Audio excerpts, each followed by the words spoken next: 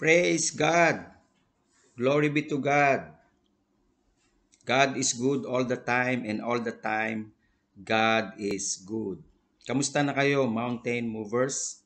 Salamat sa Diyos sa muling araw na ito na kanyang ipinagkaloob sa ating lahat upang matanggap natin ang lahat ng kanyang biyaya na inilaan niya sa araw na ito sa ating lahat, maging sa ating mga mahal sa buhay. Ang Diyos ay tapat at hindi niya tayo kailanman iiwan ni papabayaan man. Kahit minsan may mga dumarating na bagay na hindi natin inaasahan sa buhay na ito, but God is still in control. At any rate, ang buhay natin ay hindi lamang dito sa lupa, maging sa buhay na walang hanggan. At ito ay ipinangako sa atin ng ating Ama that we will be with Him in eternity after life here on earth. Kaya nga dumating si Jesus as our eternal God, our eternal Savior. At ang sabi niya mismo doon sa John chapter 14 verse 6, I am the way, I am the truth, I am the life. No one will come to the Father in heaven except only by me. Maliwanag na sinasabi ni Jesus na dumating siya dito sa mundong ito dahil isinugo siya ng ating Amang sumasalangit na may ari ng langit at lupa upang tayo ay iligtas sa lahat ng uri ng kasalanan, kapahamakan at mga bagay na ginagawa ng kadiliman sa mundong ito. Naparito siya ayon sa kanyang sinabi doon sa John chapter 10 verse 10, He came for us to have life and have it more abundantly. Siya ay dumating upang tayo ay pagkalooban niya ng buhay. Buhay na kaaya-aya sa harapan ng ating Amang sumasalangit. Buhay na masagana, na ang buhay na ito ay hindi lamang natin i-spend o gugugulin sa mundong ito, o hindi maging sa buhay na walang hanggan sa piling ng ating Amang sumasalangit. Kaya nung kinilala natin si Jesus bilang ating Panginoon at tagapagligtas, mountain movers, isinulat niya ang ating pangalan sa aklat ng buhay. At ito ay katibayan na nakatanggap tayo ng ating buhay na walang hanggan sa piling ng ating Amang sumasalangit.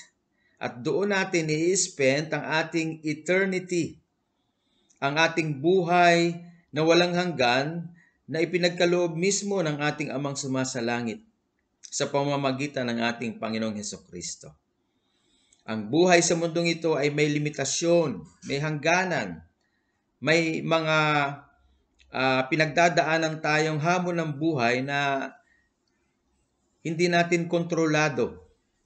Minsan nga, kadalasan o palagi, hindi natin inaasahan, bigla na lang siyang dumarating.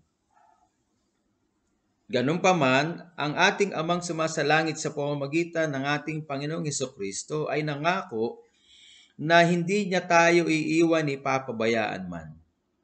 Nung ang ating Panginoong Yesus ay umakyat sa langit, iniwan niya ang kanyang banal na Espiritu sa bawat isa sa atin upang hindi tayo mangulila. Ang sabi niya, ako ay aakyat sa Ama sa langit, ngunit hindi ko kayo iiwang nangungulila sapagkat sa pag-akyat ko sa langit ay ibibigay ko naman sa inyo ang Santong Espiritu, ang Holy Spirit, upang aliwin kayo sa gitna ng inyong kalungkutan. Upang kayo ay kanyang gabayan, alalayan, tulungan, upang kayo ay kanyang bigyan ng katiyakan na lahat ng sinabi ko sa inyo ay may kaganapan. Siya ang inyong comfort, siya ang inyong long life best friend, sa ang inyong companion. Wherever you go, He is there with you to protect you, to guide you, to direct your life, and to give you security and assurance that I who has begun a good work in you will be faithful to complete it. Ako na nagsimula ng mabubuting bagay sa inyo ay tatapusin ko hanggang sa aking muling pagbabalik upang kayo ay daling ko sa Ama sa kalangitan. Kaya makikita natin na lahat ay ginawa ng Diyos para sa atin. Sa ikabubuti natin, sa ikalalago natin, at sa ika-aayos ng ating mga buhay. Dumating si Jesus at tinuro niya na walang ibang daan kung hindi siya lamang. Daan dito sa lupa, patungo sa kalangitan, sa buhay na walang hanggan. Because every one of us here on earth is just journeying. Naglalakbay lang tayo dito. Mga estranghero lang tayo dito sa mundong ito. Siguro pinakamatagal na kung tutuusin ang taon sa buhay natin ay 100 taon. But still there is an end. And praise God, when ends comes, kapag dumating ang katapusan sa buhay na ito, meron tayong seguridad, meron tayong katiyakan na tayo ay kapipilingin ng ating Amang sumasalangit sa kanyang kaharian.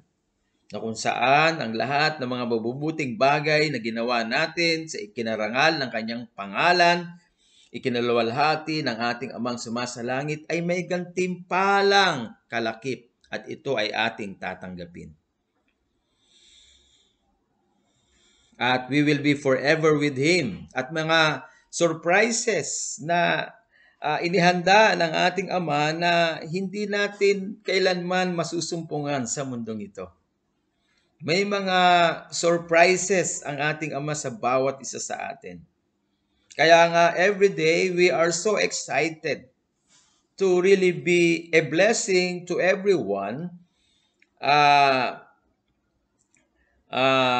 minding that this blessing para sa mga tao ay nakapagbibigay ng kaluwalhatian sa ating Amang sumasalangit.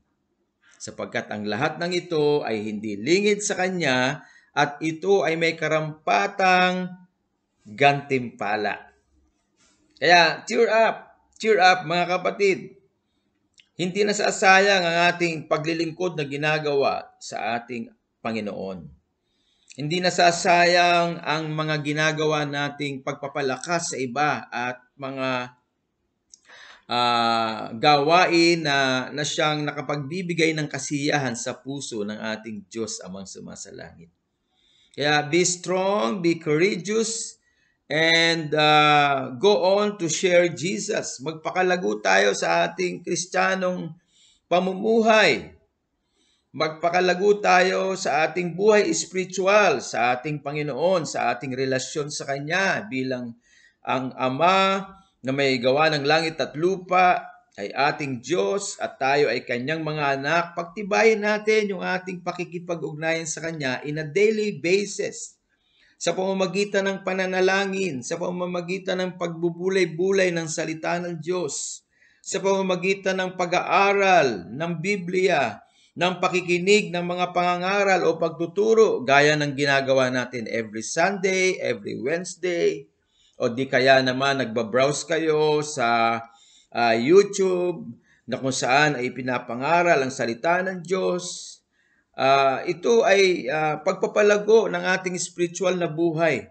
Pagpapalago sa ating spiritual na buhay at paglapit naman ng husto sa kalooban ng ating Amang sumasalangit. Kaya tayong lahat ay nabubuhay.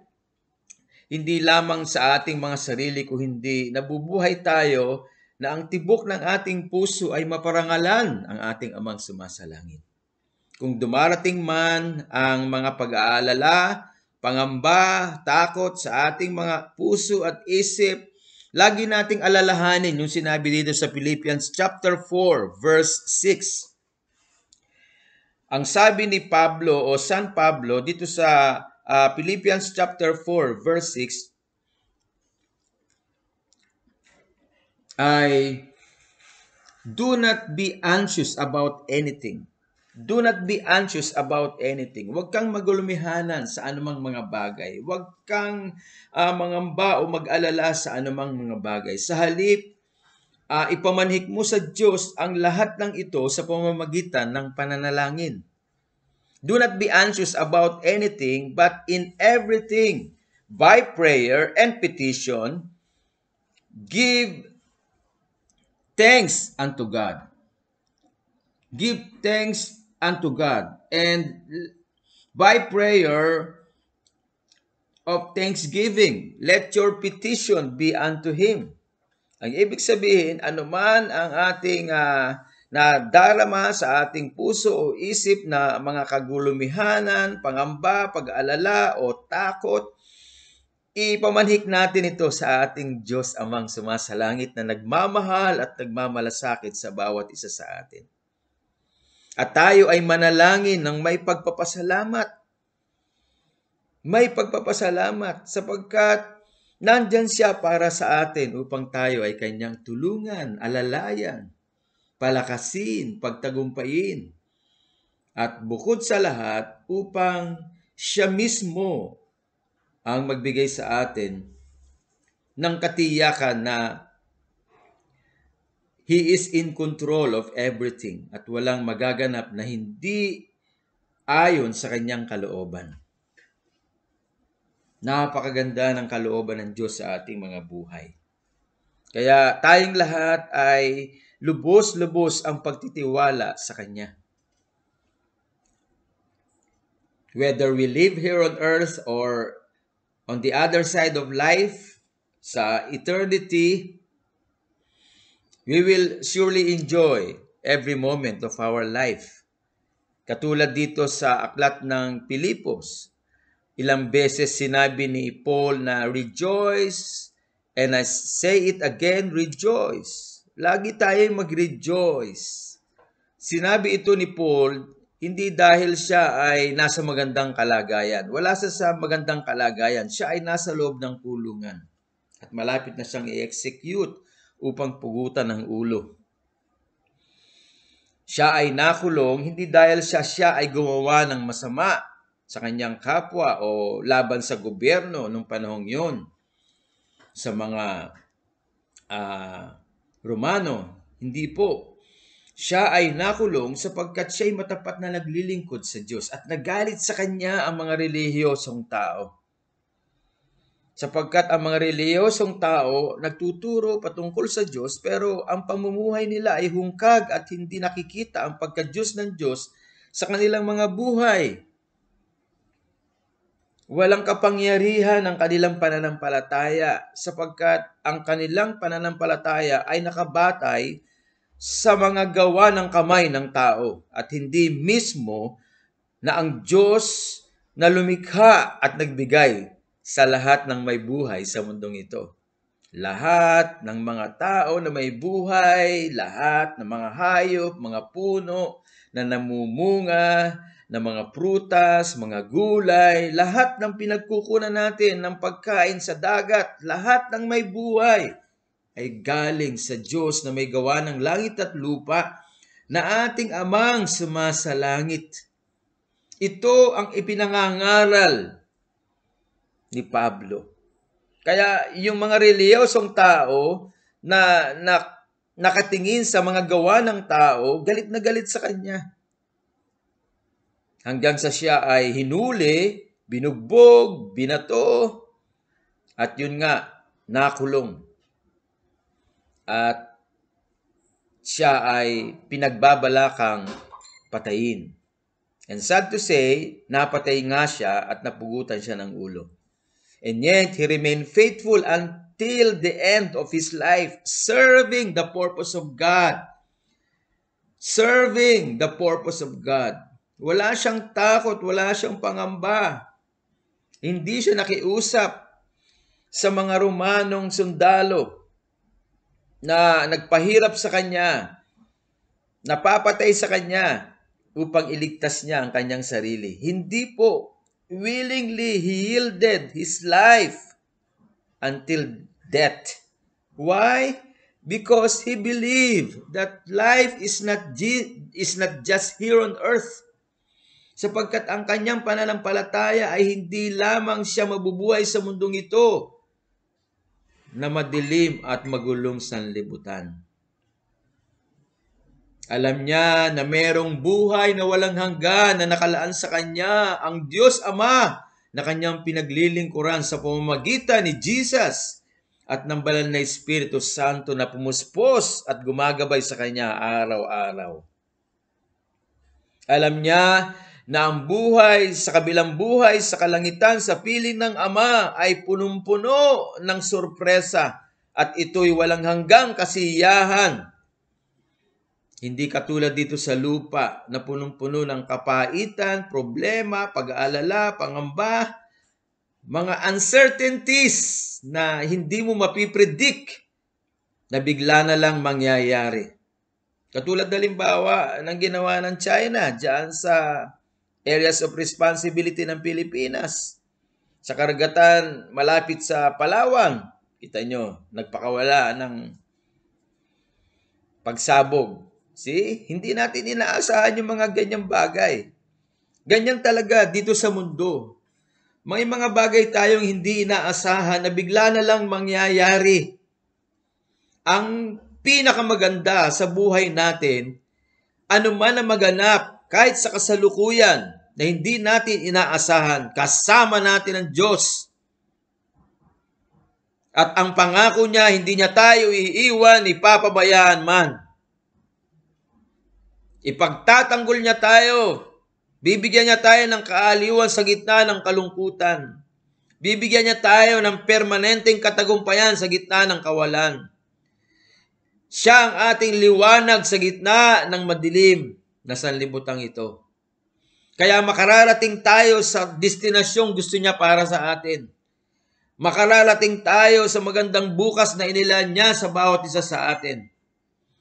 Bagamat hindi natin makita minsan ang ating dinadaanan sa sobrang dilim, pero kapag sinundan natin ang liwanag na walang iba kundi si Jesus, mararating natin ang magandang bukas na inilaan mismo ng Diyos sa bawat isa sa atin. Gaya ng kanyang sinasabi sa Jeremiah 29 verse 11, "For I know the plans I have for you, says the Lord." Sinasabi ito ngayon ng Diyos sa bawat isa sa atin. Alam ko ang plano ko para sa iyo, o aking anak, ako bilang iyong ama. Plano na hindi kasaktan, kung hindi plano na bigyan kita ng kapayapaan at magandang kinabukasan. Maganda ang ating kinabukasan sa piling ng ating Diyos na buhay. Kung kaya't hindi tayo dapat mag-alala o mangamba, ano man ang mangyari sa paligid natin. Naalala ko yung sinabi ni David sa Psalms 91, 1,000 man ang bumaksak sa aking kaliwa, 1,000 man ang bumaksak sa aking kanan, ako ay hindi mabubuwal at matitinag. Sapagkat kasama ko ang Diyos, kasama ko ang aking pastol, at siya ang magbibigay sa akin ng katiyakan ng katagumpayan. Ang Diyos ang ating katagumpayan. Salamat sapagkat hinirang niya tayo, pinili niya tayo. Handpick tayo ng Panginoon mula sa mga tao sa kadiliman at nilagay niya sa kaliwanagan. Kaya ang sabi, huwag kayong mangamba, huwag kayong mag-alala. Do not be anxious about anything, but in everything, by prayer and petition, submit yourself unto God with thanksgiving. Magpasalamat kayong palagi sa Diyos. Magpasalamat kayong palagi sa Diyos. Ano man ang sitwasyon ng inyong buhay, magpasalamat kayo palagi sa Diyos. Bakit magpasalamat? Sapagkat tapos na magandang kinabukasan natin. Sinulat na ang ating pangalan sa aklat ng buhay at meron tayong masaganang buhay ngayon. Kaya ang masaganang buhay na ito ay yung presensya ng Diyos sa buhay natin na kahit hindi natin nakikita sa ngayon, meron tayong lubos na pananampalataya at pagtitiwala na nandito na ito, kasama na natin ito sa buhay natin. Kailangan na lamang nating angkinin, sampalatayanan, pagtiwalaan, sapagkat siya na nangako sa atin ay walang hanggan ang kanyang katapatan. Psalms 100 verse 5 says, "The goodness of God and His love is without ending, and His faithfulness is throughout all generations." Ang kanyang katapatan, ang kanyang pag-ibig ay hindi nagmamaliw magpakailanman, ni ang kanyang kabutihan ay hindi lumilipas. Ito ay laging nakalaan sa ating lahat bilang kanyang mga anak. Kaya, cheer up, be strong and courageous.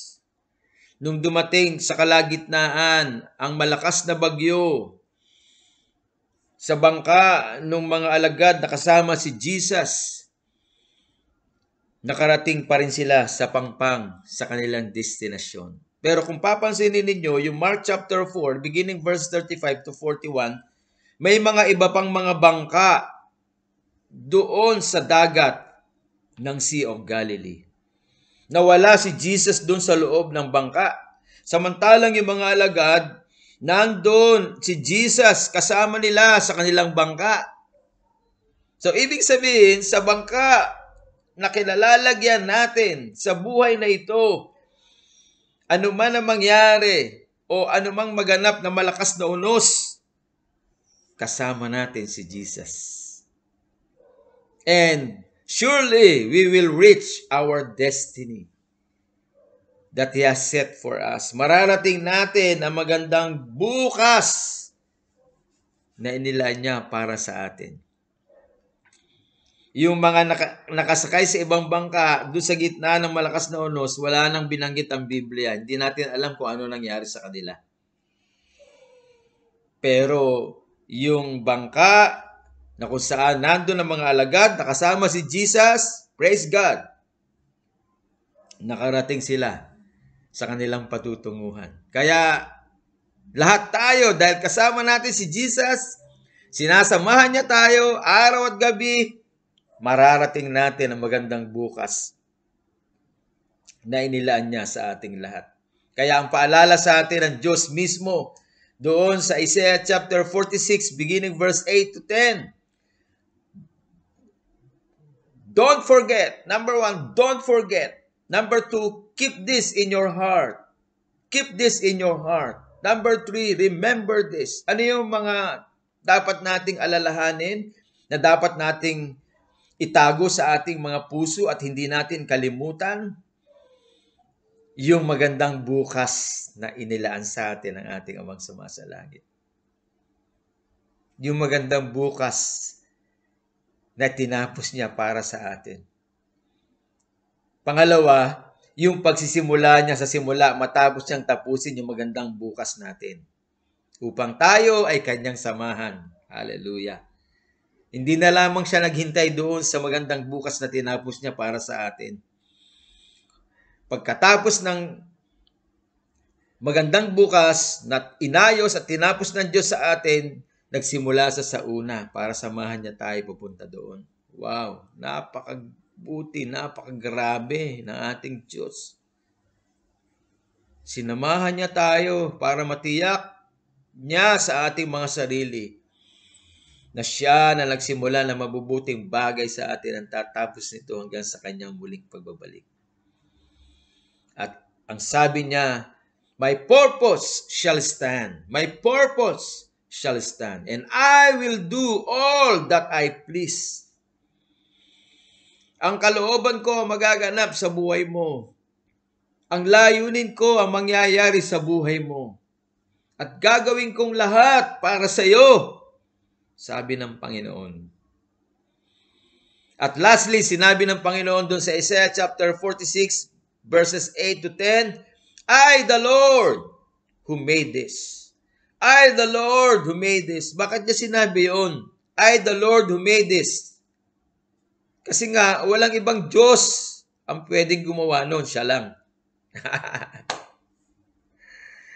Wala pong ibang Diyos ang pwedeng makagawa nun. Siya lang. Kaya ang sabi niya, I am the God who made this. Kaya nga ang pinapaalala niya sa atin, don't forget, keep this in your heart. Remember this. I am the God who made this. Because no one can do this. Only Him. Only God, your loving Father.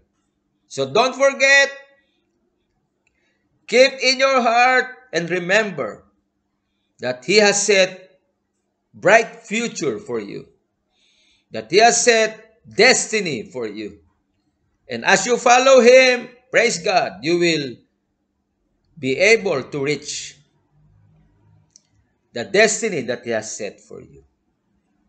Amen? Makakarating tayo, praise God, ng tiyakan sa magandang kinabukasang inilaan niya sa atin. Huwag lang tayo makakalimot sapagkat sasamahan niya tayo all the way. Kaya anuman ang masalubong nating problema, hamon sa buhay, o tukso, o mga pangangailangan, immaterial na lang yon. As long as kasama natin ang Diyos, as He is our strength, He is our victory, as He is our provider and sustainer, we will always come out victoriously. Hallelujah! Praise the Lord! Praise God! Cheer up, mountain movers! God is with you. He is upon you. He is in you. He is beside you. And He goes before you. Amen. Praise God. Praise God. God is good all the time and all the time. God is good. Tayo manalangin. Father, we thank you for today's life and victory. Thank you even, O God, for your wonderful word that you have put us into remembrance na ikaw na nagsimula na mabubuting bagay sa amin ang tatapos nito hanggang sa iyong pangalawang pagbabalik. Patuloy niyo pong yakapin ang aking mga kapatid, O Diyos, ng inyong mapagpalang bisig at madama nila ang tibok ng iyong puso, kung gaano mo sila kamahal, kung gaano mo sila iniingatan, kung gaano mo sila pinaghandaan ng magandang kinabukasan, higit sa kanilang mga pinaplano sa buhay na ito, higit sa kanilang mga iniisip, at kung papaano mo sila ginagawa ng himala araw-araw na hindi kayang bilangin. Gaya ng sinabi doon sa John chapter 25 verse 30, hindi sapat ang mga aklat sa mundong ito para isulat ang mga himala na ginawa mo sa bawat isa sa mga taong nagtiwala sa inyo. Gaya din ang sinabi ni Job doon sa Job chapter 9 verse 10, wonders that we cannot comprehend, miracles that we cannot count. Thank you, God, for your forever faithfulness, love, and endless goodness to each one of us. We entrust you our heart, our mind, our days, Lord. Take full control. In Jesus' name. Everybody say, Amen, Amen, Amen, and Amen. Praise God, mountain movers. Stay blessed in Jesus. Bye-bye.